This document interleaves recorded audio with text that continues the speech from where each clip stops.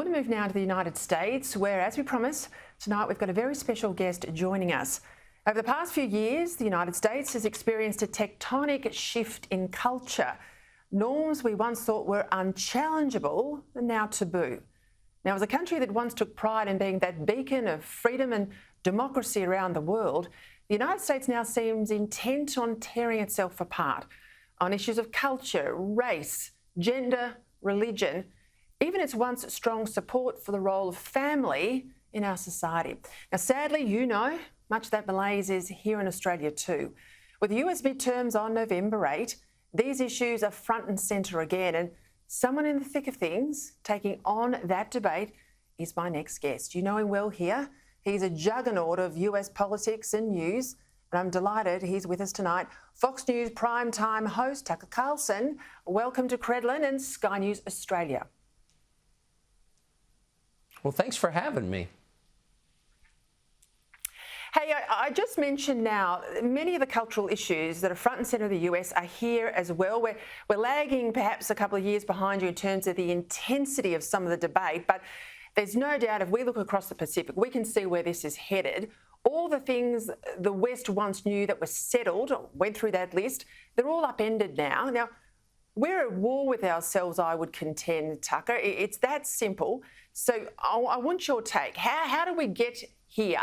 And what's the battle plan for good people to fight back? It's really simple. I mean, we've had debates in our societies which are not so different and have the same common root in the UK, very similar systems.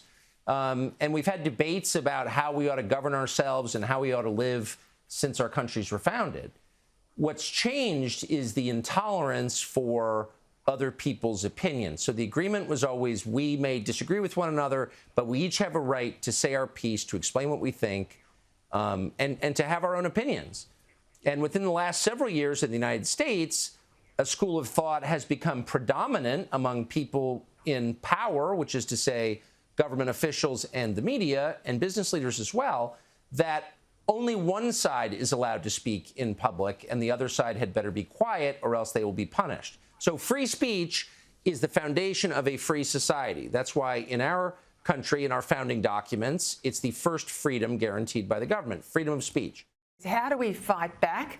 And what's the take on social media, particularly out of the US? I mean, how much is this a root cause of these issues we're facing? Well, I mean, the key misperception that people have about social media is that they reflect the public sentiments. And of course, they are completely controlled by three companies. And the software that runs them, the so-called algorithms, determine what you see. And so it's very easy to manipulate public opinion if public opinion is derived from Facebook, Google, and Twitter, which in this country it is. Newspapers, and I hate to say television networks, also are declining in influence, and social media really determine what people see and therefore what they think. And those platforms are controlled by three companies. So you have centralized control over people's opinions. And if people are suddenly hating each other, well, that suggests the people turning the dials at those companies want people to hate each other. And then you have to ask, well, why would that be? Well, you and I know broadcast mediums are controlled by a whole lot of regulations and rules, and we abide by them in terms of balance and argument and debate, but it's not like that on social media platforms. And entering the debate yet again in the last 24 hours is Elon Musk. He's renewed talk he'll buy up Twitter. Now, do you see that as a good thing or a bad thing?